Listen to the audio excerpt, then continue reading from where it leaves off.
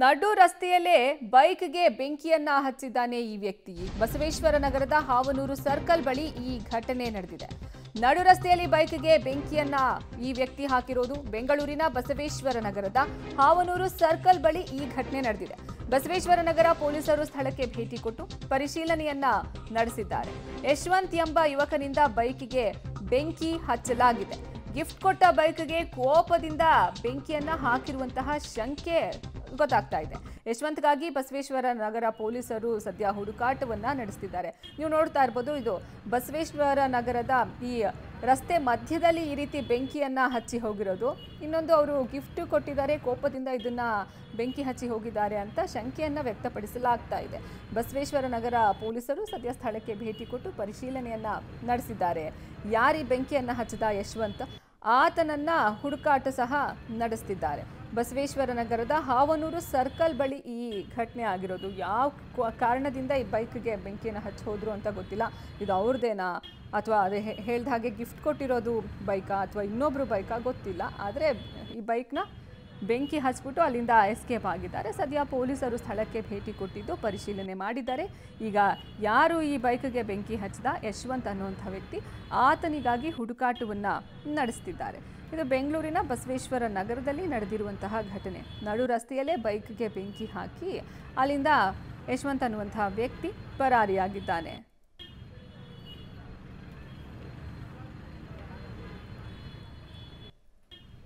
ಈ ಬಗ್ಗೆ ಹೆಚ್ಚಿನ ಮಾಹಿತಿ ನೀಡ್ತಾರೆ ನಮ್ಮ ಪ್ರತಿನಿಧಿ ಮಾದೇಶ್. ದೂರವಾಣಿ ಸಂಪರ್ಕದಲ್ಲಿ ಜಾಯ್ನ್ ಆಗ್ತಿದ್ದಾರೆ.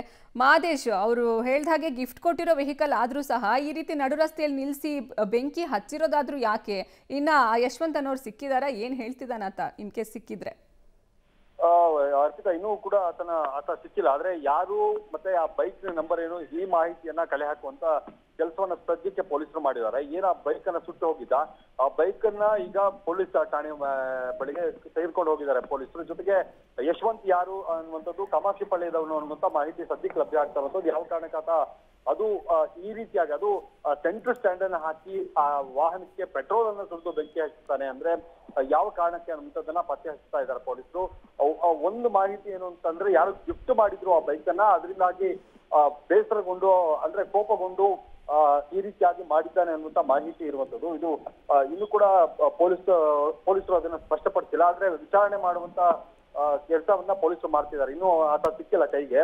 ಆತನನ್ನ ಕರೆದು ವಿಚಾರಣೆ ಮಾಡಿದಂತ ನಂತರ ಮಾಹಿತಿ ಗೊತ್ತಾಗುತ್ತೆ. ಈಗ ವಾಹನದ ಡೀಟೇಲ್ ಅಂದ್ರೆ ಸಂಪೂರ್ಣವಾಗಿ ಆ ನಂಬರ್ ಏನು ಅನ್ನುವಂಥದ್ದನ್ನು ಕೂಡ ಈಗ ಟ್ರೇಸ್ ಮಾಡಿದ್ದಾರೆ. ಜೊತೆಗೆ ಆ ಯುವಕ ಯಾರು ಅನ್ನುವಂಥದ್ದನ್ನು ಕೂಡ ಪತ್ತೆ ಹಚ್ಚಿದ್ದಾರೆ. ಕಾಮಾಕ್ಷಿ ಪಾಳ್ಯದ ಯಶವಂತ್ ಅಂತ. ಆತ ಯಾವ ಕಾರಣಕ್ಕೆ ಈ ರೀತಿಯಾಗಿ ಮಾಡ್ದ, ಅದು ಕೂಡ ಈ ಸಿಗ್ನಲ್ ಅನ್ನ ಯಾಕೆ ಆಯ್ಕೆ ಮಾಡ್ಕೊಂಡ? ಯಾವಾಗ್ಲೂ ಕೂಡ ಗಿಜಿಗಿಡುವಂತ ಸಿಗ್ನಲ್ ಇದು. ಈ ರಸ್ತೆಯಲ್ಲಿ ಸಾಕಷ್ಟು ಸಂಖ್ಯೆಯಲ್ಲಿ ವಾಹನಗಳು ಕೂಡ ಓಡಾಡ್ತಾ ಇರ್ತವೆ. ಜನ ಯಾವಾಗ್ಲೂ ಕೂಡ ಇಲ್ಲಿ ಇರ್ತಾರೆ. ಅದು 9 ಗಂಟೆ ಸುಮಾರಿಗೆ ಈ ರೀತಿಯಾಗಿ ಏಕಾಏಕಿ ಸಿಗ್ನಲ್ ಅಲ್ಲಿ ಬೈಕ್ ಅನ್ನ ನಿಲ್ಲಿಸಿ ಪೆಟ್ರೋಲ್ ಹಾಕಿ ಸುಡ್ತಾನೆ ಅಂದ್ರೆ ಏನ್ ಕಾರಣ ಇರಬಹುದು ಅನ್ನುವಂಥದ್ದನ್ನ ನಿಜಕ್ಕೂ ಒಂದ್ ರೀತಿ ಕುತೂಹಲ ಇದೆ. ಪೊಲೀಸರು ಕೂಡ ಈ ಬಗ್ಗೆ ತನಿಖೆಯನ್ನ ಮಾಡ್ತಾ ಇದ್ದಾರೆ. ಅರ್ಪಿತಾ, ಮದೇಶ್, ಇದು ಎಷ್ಟೊತ್ತಿಗೆ ಯಾವಾಗ ಆಗಿದ್ದು ಈ ಘಟನೆ? ಇವತ್ತೇ ನಡೆದಿರೋ ಘಟನೆನಾ ಇದು? ಮತ್ತೊಂದ್ ಕಡೆ ಈಗ ಯಶವಂತ್ ಎಲ್ಲಿದ್ದಾನೆ, ಯಾವ ಏರಿಯಾದು ಅವ್ರ ವ್ಯಕ್ತಿ ಅನ್ನುವಂಥದ್ದೆಲ್ಲಾದ್ರೂ ಗೊತ್ತಾಗಿದ್ಯಾ? ಪೊಲೀಸರು ಏನ್ ಹೇಳ್ತಿದ್ದಾರೆ ಈ ಕುರಿತಾಗಿ? ಅಂದ್ರೆ ಪೊಲೀಸರು ಇಲ್ಲಿವರೆಗೆ ಕೊಟ್ಟಂತ ಮಾಹಿತಿಯ ಪ್ರಕಾರ ಯಶವಂತ್ ಅನ್ನುವಂತ ಯುವಕ ಆತ ಇಲ್ಲೇ ಅಂದ್ರೆ ಕಾಮಾಕ್ಷಿ ಪಾಳ್ಯದ ಯುವಕ.